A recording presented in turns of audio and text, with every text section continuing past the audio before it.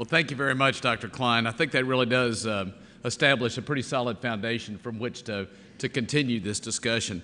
It certainly represents, or we begin to understand the extent or the magnitude of some of the challenges that we are going to face in this state in the future. Maybe perhaps to help us understand a little bit more about that and what that future might look like is Glen Hiemstra. Hiemstra is founder of the txdot.gov, which certainly he knows something about the future if that is in fact the site. We certainly look forward to your remarks. Thank you. Thank you very much.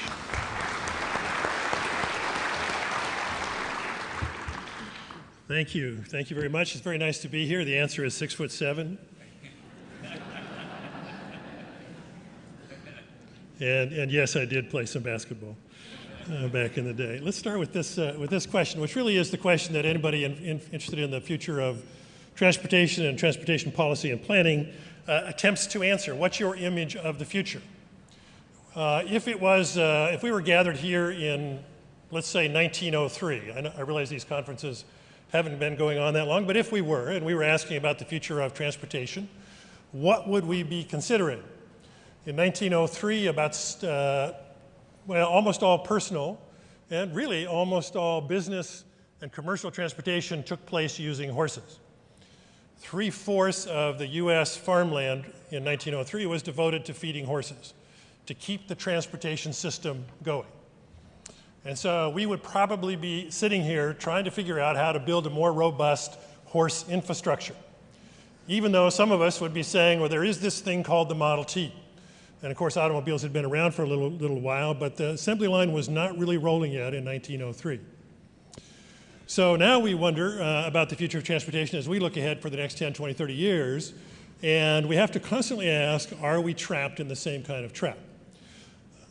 In the mid-1990s, I'm from Seattle, and I was in Seattle at a regional conference on telecommuting and its impact on transportation.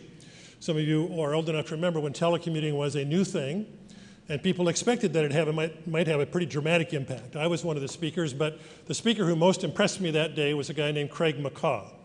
And Craig was a founder of an original cell phone company called Cellular One, which he later sold to AT&T. Then he created a company called Nextel, which he then eventually sold, and now he just lays around a lot, I think. But in his talk, he said something, and this is an exact quote, which I've never forgotten. He said, in the future, we will travel to get together, but not to do basic work.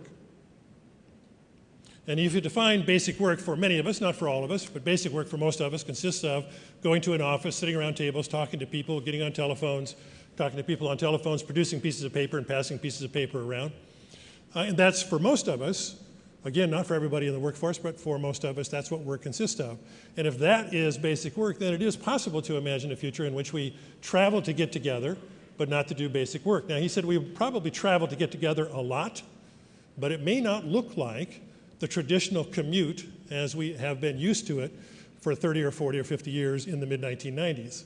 Telecommuting has had some impact, but not all that much impact, though I would guess that almost everybody in this room does more work from home, more work remotely, than you might have imagined that you would do back in the 1990s.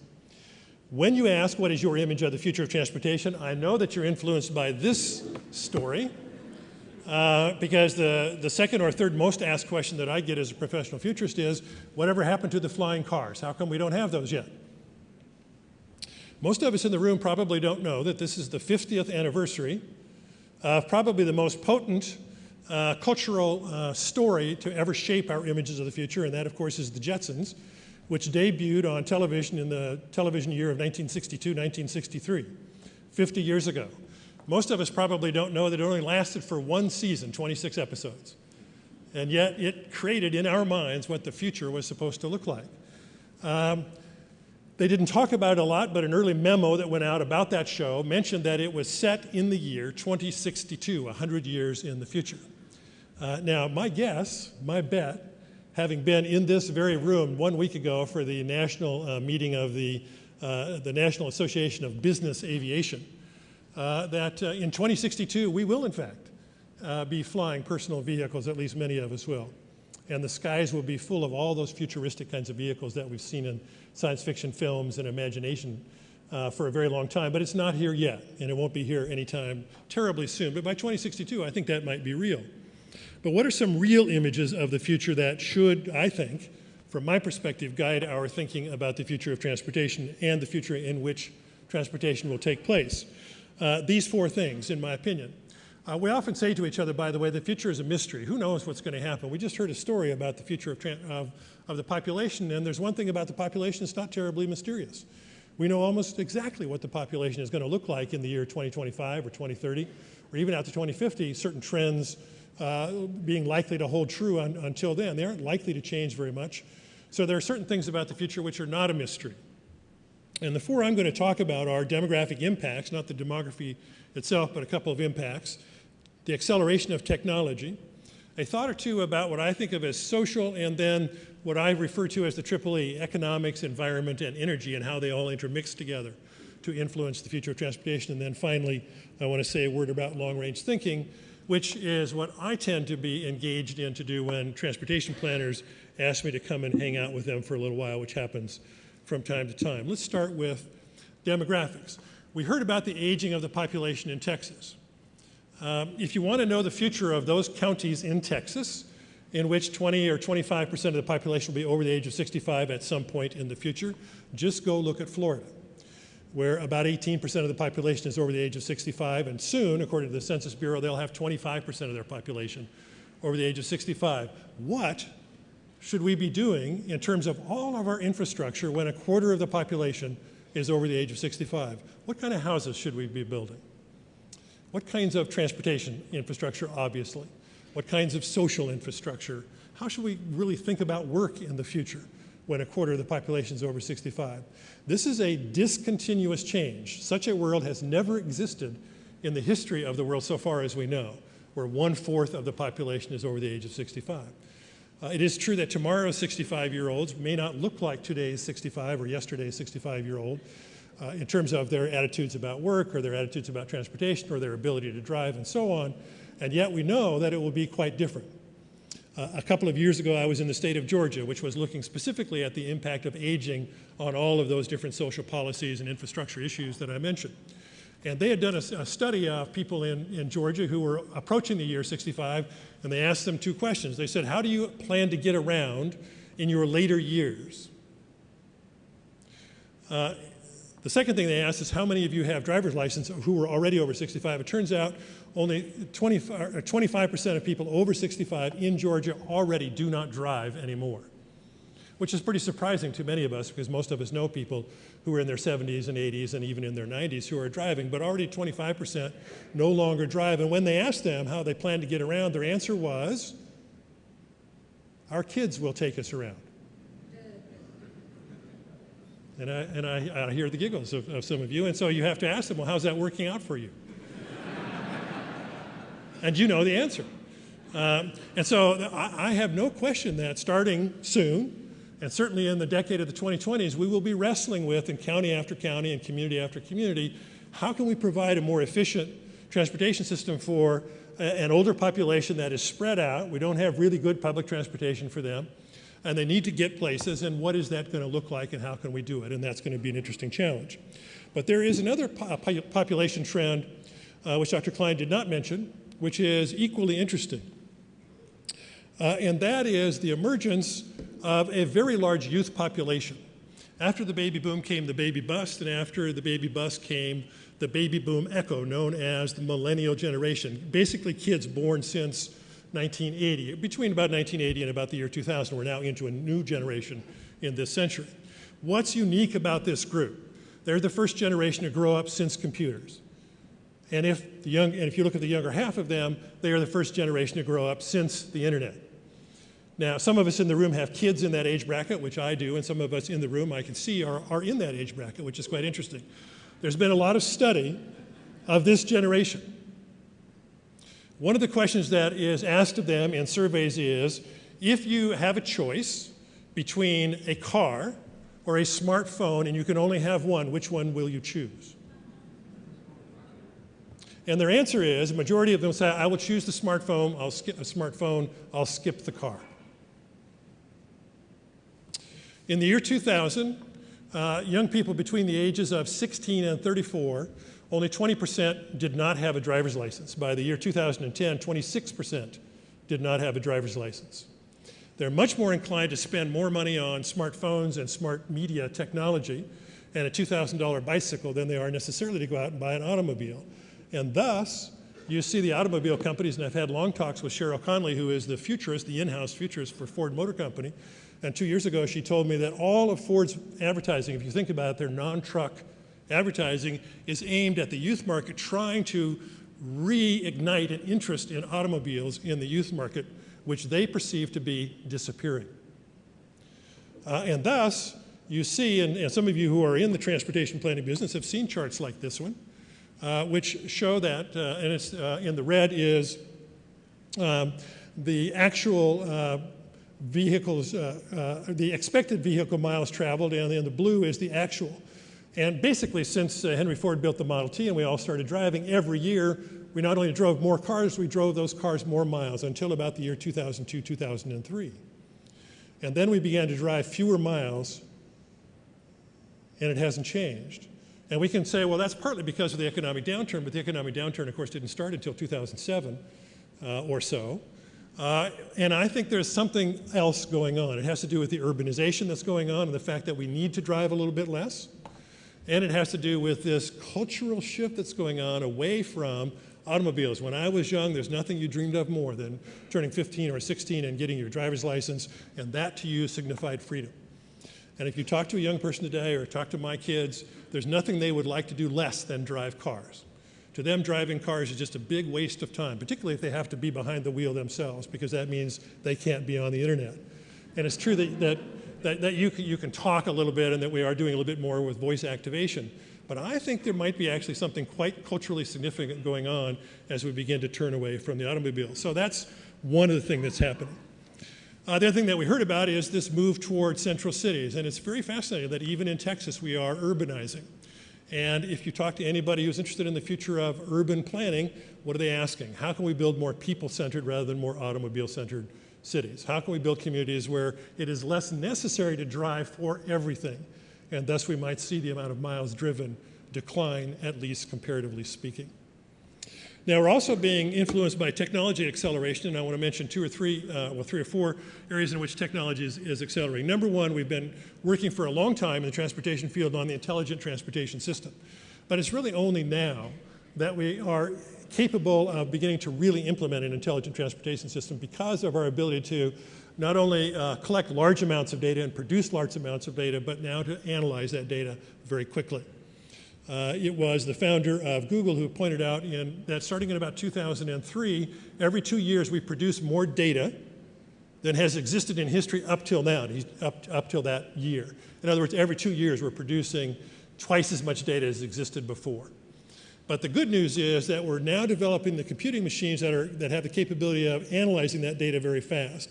Imagine a future not very far off in which every automobile and every intersection and every light, every traffic light, and everything else has sensors built into it, and all of those are communicating in real time constantly. And they're not only doing that, but we have the computing power to analyze that instantaneously so that we can see where everything is in real time, and we can begin to manage traffic in real time. And all the automobiles are talking to each other, and your automobile is talking to every other automobile, and the automobiles themselves are figuring out the most efficient route to get around the traffic jams.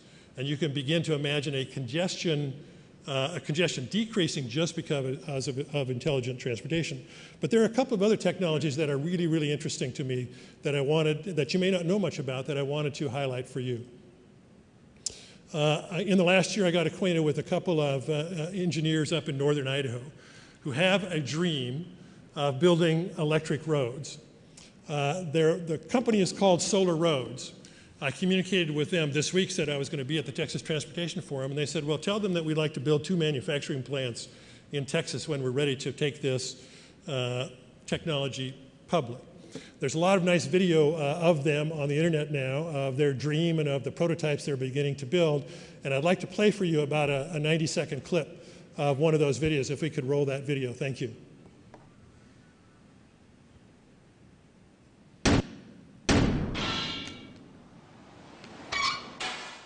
There's 25,000 square miles of road surfaces, parking lots, and driveways in the lower 48 states.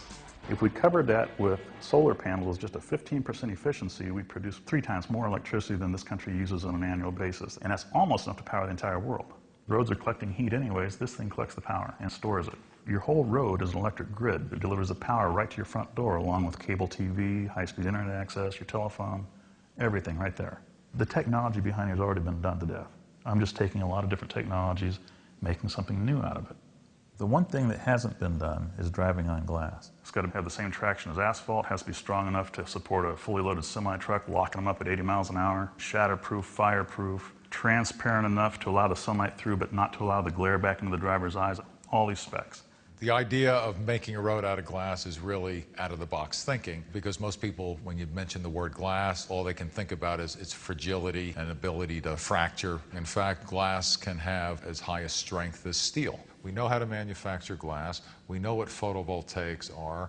We know what we have to do to protect glass from damage. We know what it takes to lower manufacturing costs. The research that's really needed has more to do with adapting glass for this particular application.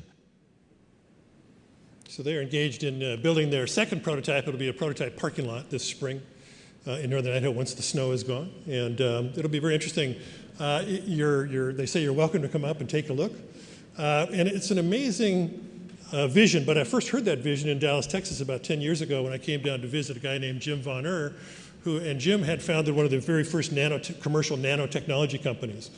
And while this isn't necessarily a nanotechnology application because it doesn't require nanotech to do solar cells, I asked Jim if you could do anything you wanted to with nanotechnology 10 years ago in his office outside of Dallas, what would be your dream? He said, I would pave all of the roads with solar cells and just change the whole energy picture for the very long-term future in the country. And then here's this company actually doing it. Will that be the future? I don't know, but it is the kind of, as the video says, the kind of outside-of-the-box thinking, which is very, very fascinating. They intend to start, by the way, with parking lots and sidewalks, not necessarily roads that we're going to drive on, but it's really an interesting one to watch. The second one is this, which is outside the front door of the hotel. Now, if you talk to the people at the Google autonomous car division, they will tell you that this car, which 3 or 4 years ago could only drive a couple of blocks by itself, but now can drive at 75 miles an hour up and down the California highways and through all of the city streets. And to do that with hundreds of thousands of miles and only 2 accidents so far, as I know, in the history of the automobile. They will say that this automobile, if you could build autonomous automobiles and make them technologically feasible and economically viable and then make them socially and politically acceptable, the 3 criteria that determine whether any particular technology becomes real or becomes actually usable, if you could do those things, you could reduce accidents by 90%. And at the Texas DOT, I know that's one of the top goals always at the top of the strategic planning or strategic goals list is reducing accidents. And they're saying if you had autonomous vehicles, we could reduce accidents by 90%. You could reduce the cost of congestion and the amount of energy wasted in congestion by about 90%. And although the automobile companies won't like this one, you could probably actually reduce the number of automobiles by a significant percentage because you could do a lot more automobile sharing if you move to autonomous automobiles. I think that is a significant part of the future over the next decade and a half. And then as a futurist, I'm always asked about, in recent years, about high-speed trains. Is it ever going to be realistic in the United States to have high-speed trains? I know that the US DOT, under the current administration, has a commitment to attempting to promote high-speed trains. PricewaterhouseCoopers did a study just a year and a half ago of the viability of high-speed trains in the United States as well as in the rest of the world. And they noted that among all of the big countries in the world, high-speed trains are perhaps the most challenging economically in the US because we tend to be so spread out. It turns out that high-speed trains' sweet spot is a distance of about 250 miles to about 500 miles. A little bit too far to drive in a given day unless you want to take most of the day, but a little bit too short and a little bit too expensive to fly. So I did a little bit of looking at what the story is here in Texas. And it turns out the 250 mile to 500 mile sweet spot, of course, takes in Dallas, Houston, and Dallas, San Antonio approximately, with Austin in the middle of all of that. And then I took a look at the number of airplane trips, not the ones that pass through those cities, but the number of passengers who get on the plane in Dallas and they fly to San Antonio for the day, or they fly to Houston for the day and then turn around and fly back. The numbers are surprisingly small. Dallas-Houston has 4,300 round trips a day, people, and Dallas-San Antonio only 2,000. And I'm imagining in some not too distant future, if we could figure out how to make the financial commitment, and then pull off all of the political and social decisions that would have to get made to really do high-speed trains, that is, trains that go 200 miles an hour and thus make those trips about an hour and a half, you could see an economic burst of activity based on the ability to move far more people between those cities with high-speed trains than we can do either on highways or in the air. That would be very, very interesting. So that's it on technology. What about the future of energy and its impact on transportation? This is a picture, of course, of a fracked well going on. And we know that has dramatically changed the energy picture, at least for the next several decades. We don't quite know how many decades, but it has certainly given us a window of opportunity to start thinking about the future of transportation long term. However, what we also know is that it's unlikely to decrease the cost of energy very much, with the exception, for a while at least, in the natural gas arena. Some of the people who pay attention to fracking have noticed that the life of a typical fracked well is relatively short. That is, it depletes faster than a conventional well. And thus, they are concerned that we might just find ourselves in what's called the Red Queen scenario, where in Alice Through the Looking Glass, the Red Queen at one point is asked by Alice, how come we keep running but we never get anywhere? And the Red Queen says, well, now here you see it takes all the running you can do just to keep in the same place. And that's the challenge that we have in that arena. Before I finish, I want to ask you this question, one last question, which is, what's the connection between the North Pole and Texas?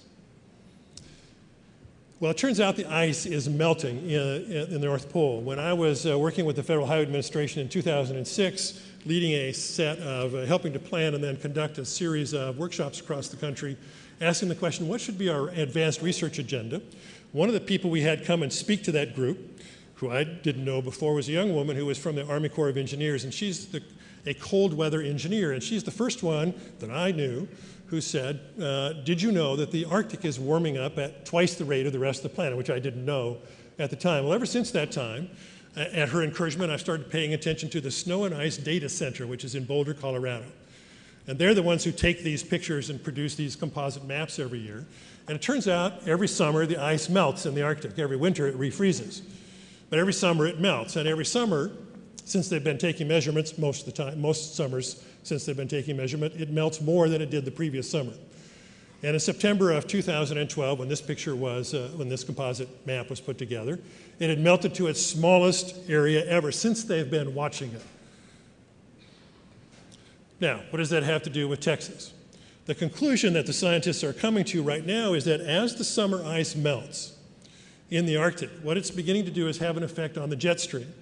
And the effect it's having on the jet stream is to make the jet stream move in some ways that it hasn't moved before, but mostly to stay fixed in one place for longer periods of time.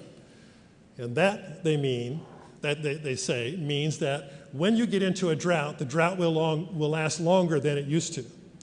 When you have a snowstorm, it might last not for a few hours, but for a few days.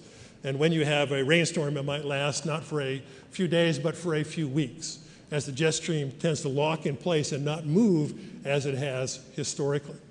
And so if you want to ask, well, what does that mean for transportation planning? It means more and more of a resilience imperative. As we assume going into the future, it is likely that we will have more severe weather events because of what appears to be happening to the climate on the planet. Then there's the question of financing. This is a typical chart from the American Society of Civil Engineers saying, here's the backlog in transportation maintenance or transportation infrastructure in some states around the country, including Texas, although the Texas number on this map is relatively small, only $110 million backlog. How do we pay for that?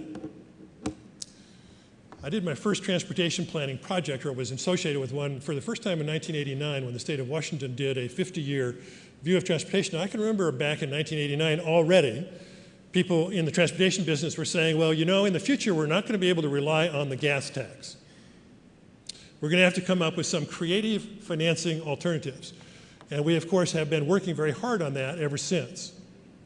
But I thought, given this opportunity to stand in front of you, that I might ask you a very simple question. This is the gas prices you see there, were the summer prices last year in the Seattle area. A little higher than they probably were here, but notice how high they were. Now, if those were the prices in Texas, I'm beginning to have second thoughts about the gas tax, despite all the political difficulties that are involved in dealing with raising gas taxes. But in Texas, the gas tax is 20 cents, and the federal gas tax is about 18 cents. Suppose you raise those taxes 25%, how much would the prices on the screen change? If you raise the Texas gas tax 25%, which would be a gigantic increase, larger than we would ever attempt, the price would go up 1 nickel. Would anybody even notice? Oh, sure, they would notice, and we would complain, and we would moan, and it would be a very hard fight. But when prices are in this high, and all the likelihood is that they will stay in these ranges despite what we're doing with oil and gas these days, then I think it's an interesting question to come back to gas taxes and ask, when gas is $1, yes, those kinds of increases have very noticeable impacts, but when gas is $3 or $4, is it a viable alternative? Most strategic planning is based on extrapolating trends and preparing for those trends, and thus we aim to build a more efficient past rather than a new future. If you ask the question, what is your image of the future, and attempt to answer it in a really creative way, taking into account not just all the possibilities that are shaping the future, but the things that are sort of outside the boundaries of the way we usually think about things, perhaps it's possible to build a future which is actually new and not just a more efficient past. Thank you very much for inviting me.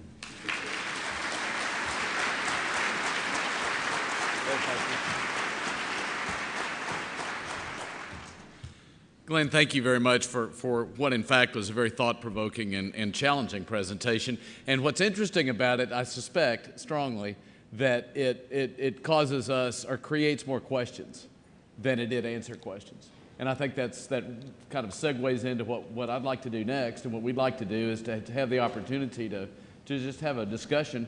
I know that there are some questions that we'd like to ask both of our panelists. And Dr. Burgess, I'm going to sit down and let you start off. Okay, can we just do from here? Is Yeah. this comfortable for everyone? Is this microphone working?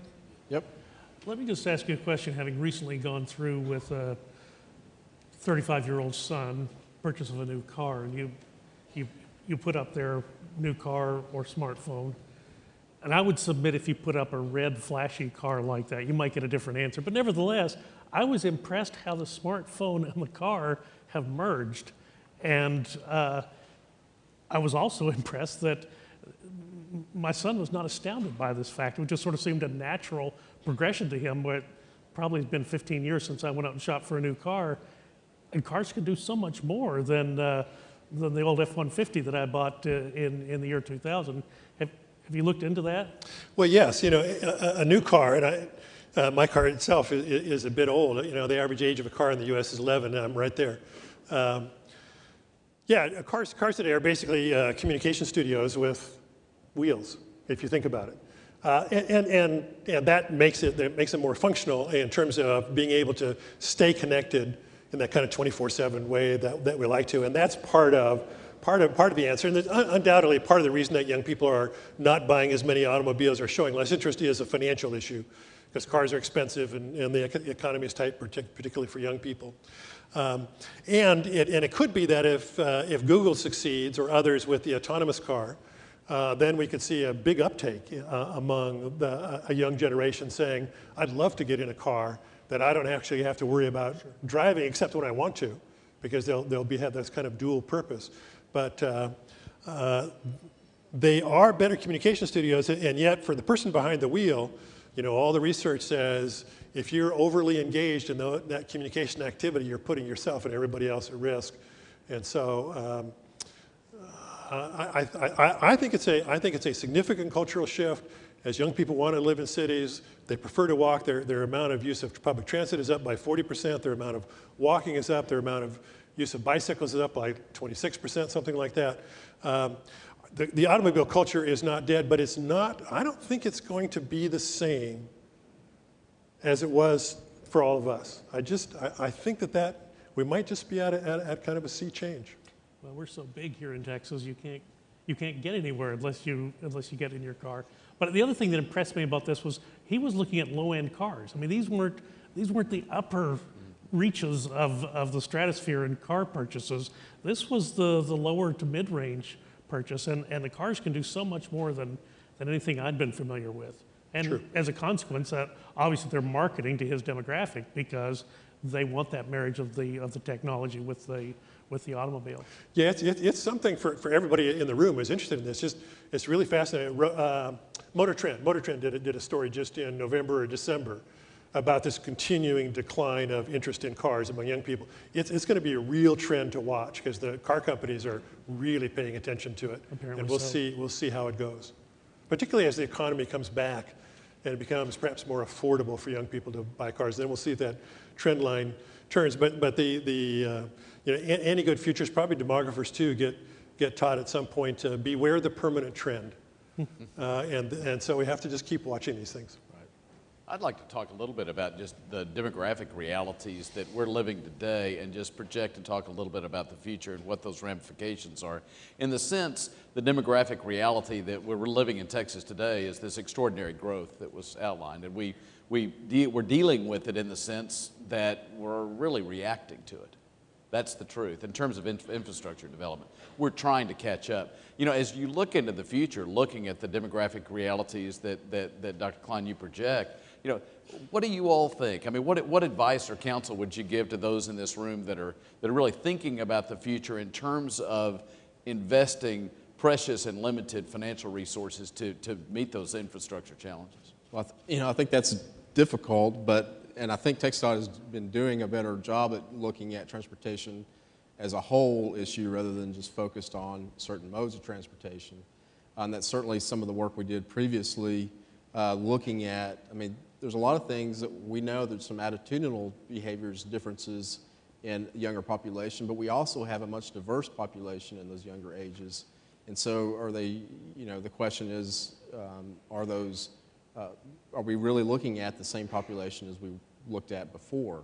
And so I think looking forward, I think it'd be important for us to pay attention to or learning more about different types of transportation behaviors, different transportation choices, and look for maybe looking at the whole system rather than focused on certain challenging, public versus private transportation.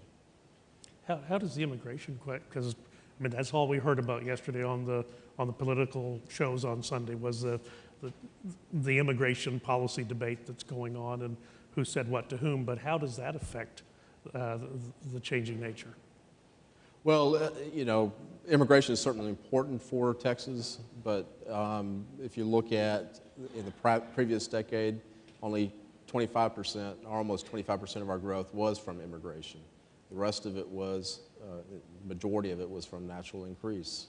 Now that's some people that have moved here several decades before, impacting second and third generations, but immigration is important, and I won't downplay that. I think it's important in certain areas as well.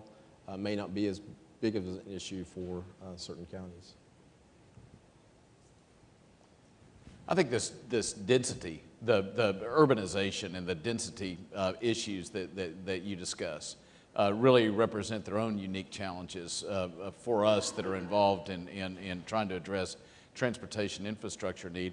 I think some of it's just intuitive, but perhaps you all could comment, either one of you, on what you see that density reality in the future meaning to transportation infrastructure. Well, I would say two or three things. One is when you ask about this future population growth, coming back to that and mixing that in as well, the first imperative I think is to really think about community design and to try to build communities in which it's more and more feasible to live, work, shop with shorter distances traveled. Because people like that, and therefore when you're thinking of large metroplexes, trying to encourage the growth of multiple centers rather than a single center and lots of people always coming into the center and then going back out, but building multiple centers. And that's happening organically already, of course. But the more we can encourage that, the better in terms of not requiring as much long-distance transportation infrastructure as we have historically, as we've thought about community development. That's a key one. And the second one is when you're building transit, which is happening to some degree here in Texas.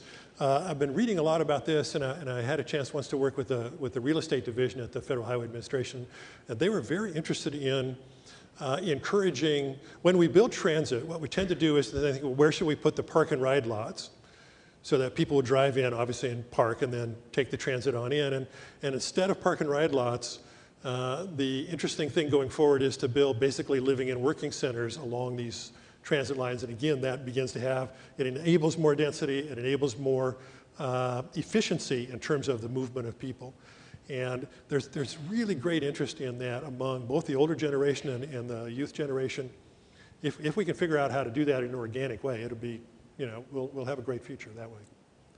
Well, I want to thank you all very much. I'm being told that our time is up, and this really has truly been a thought-provoking session. I think that, again, we probably raised more questions than we answered questions, but I think it's important to have this discussion and recognize that we do have the challenges, and we're in a position to, as we're talking about them, to solve them. Again, thank you all both for being with us, and Congressman Burgess, it's always a pleasure to be with you. And thank you all very much for being with us. Very much.